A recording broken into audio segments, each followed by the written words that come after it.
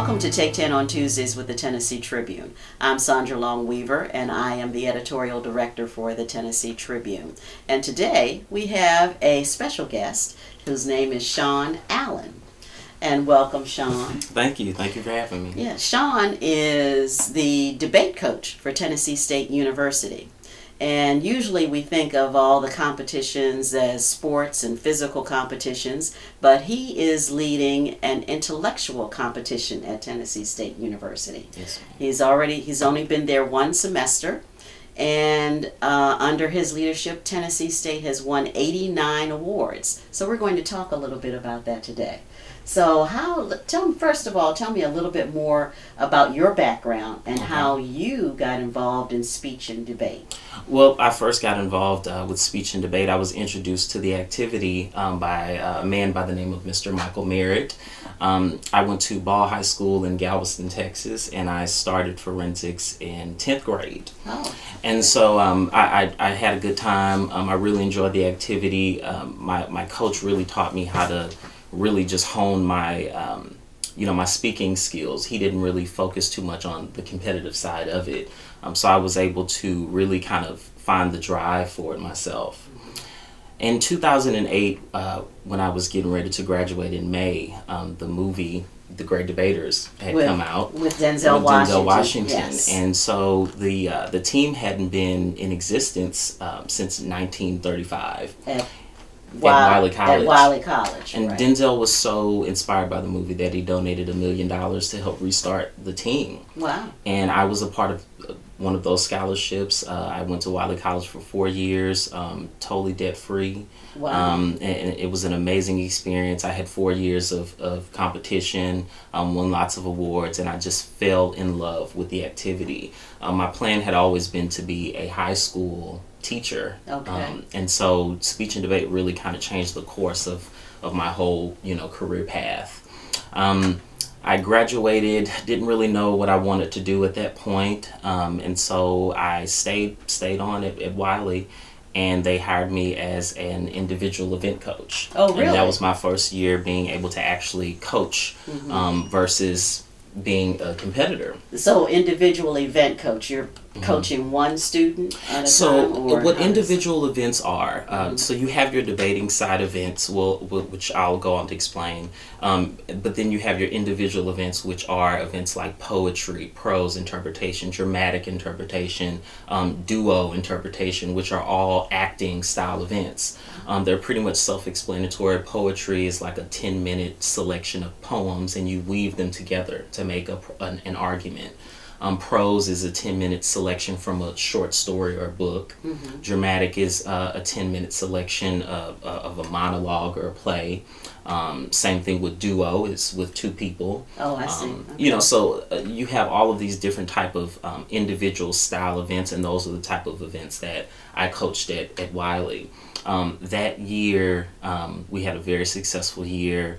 We made history that year, and we were the first historically black college to ever win a debate national championship. Is that right? Yes, there were Pi Kappa Delta. There were 90 schools there, and little small Wiley College ended up coming out on top. And so at that moment, I just really felt that I had done everything that I needed to do there, and I really never had a want to, or a desire to go get my master's degree. And after that, I really just decided that this is something that I really want to do. I want to be a collegiate coach. And so I went to Hofstra University, and I was able to attain a graduate assistantship to be a coach there for 2 years in New York. Oh, great. Okay. So, and then you went back to Wiley after that? So after I graduated in May of last year, actually, I went of 2015. Of 2015. I'm sorry, yeah, 2015. Years, almost 2 years ago. Man, time is flying. I went back. I was there for about a month. My plan was to stay there. I had a house that I was renting out, and I was so excited to be back at my alma mater. Right. And I'm like, man, we're gonna do this. This is gonna be awesome. And God had other plans. I ended up getting this random call by a guy by the name of Clarence Ball. And, I knew him really well on the speech circuit because I used to watch him when he was a competitor at Tennessee State University's debate team. Oh, I see. When Wiley was coming up.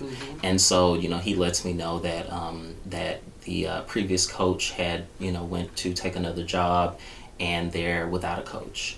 And crazy enough, my dream has always been to be a director of forensics at a historically black college.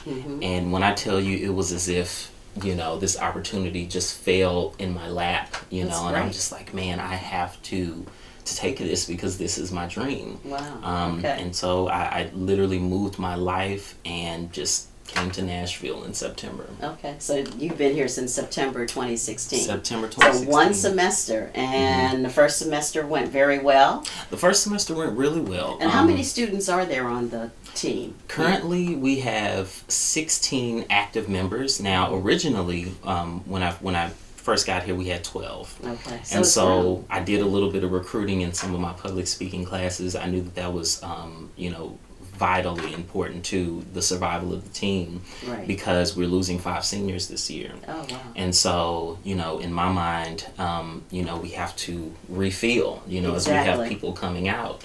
And so, I just went out and some of the students who were standout, students in my classes, I talked to them and I said, what did you think about being a part of the debate team? And I showed them a little, about what we did. I showed them some videos and they really, really enjoy the activity now. So we do have 16 active members right now. Great. Okay. And of HBCUs, there's only a handful of schools that actually compete now? Historically black colleges, there are, I would say, about 5. I know for sure there are 4, but there are no more than 5 historically black colleges that compete nationally on the speech and debate circuit. Okay, but your competitions go beyond competing against HBCUs. You're competing against all the colleges and universities in the country. We actually try to compete maybe 13 tournaments a year. Actually, the first semester was a little slow because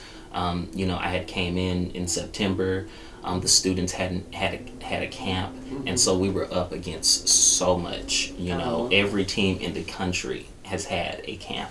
So now, what is the camp is before classes actually start in the fall semester, and what do you all do at the camp? So a debate camp is equivalent to a basketball camp or a football camp. You are deciding who does what for the season, who's going to do what pieces, and it's very rigorous getting these individual events together specifically, because with debate topics you just can pick it apart and unpack the debate. But as far as individual events, you have to go out and find the literature. You have to find literature that matches up with each other and literature that kind of weaves together really well in order to be able to deliver a good message. Not to mention you have multiple students. Each of these students have multiple events. So one student could do 3 or 4 events. So we were at such a disadvantage when we started because we were already in school. Classes had already started, and so we really had to use our practice time and our team meeting time to really catch up with everybody else. But you were still able to win 89 awards during the fall semester and place at 3rd. You always did you place any high?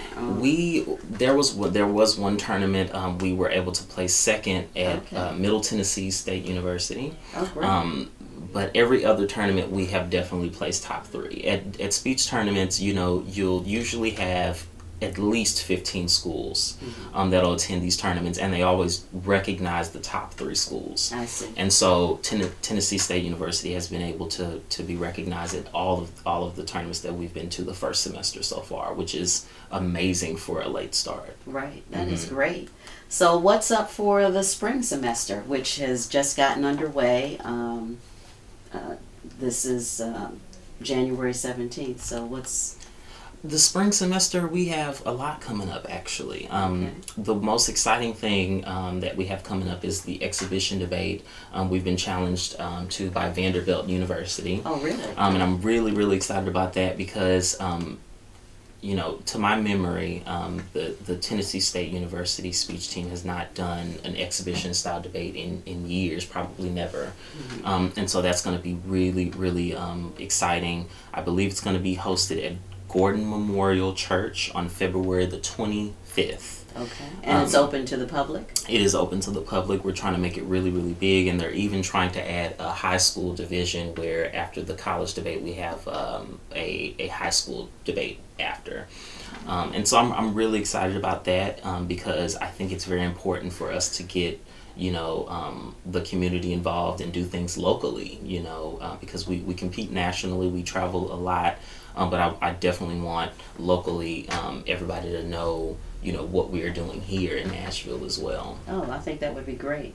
Now, are there other competitions that are coming up locally? There are, yes, actually we have state that is going to be at Middle Tennessee State University this year. Okay. And that is, I cannot remember the date. I believe that is going to be, it's definitely in February. Okay. It's the second weekend in February. We'll get the word out to people. It's the second weekend in February, and so literally anybody who wants to go observe a speech tournament, you could just show up. Ask them, what room to go to, and they'll show you the schematics and show you, what's where, and so you could pretty much see what you would like. And one last question: so, who are the judges for the debate? The judges for the tournaments are usually the coaches and the people that the schools hire out. I see. So.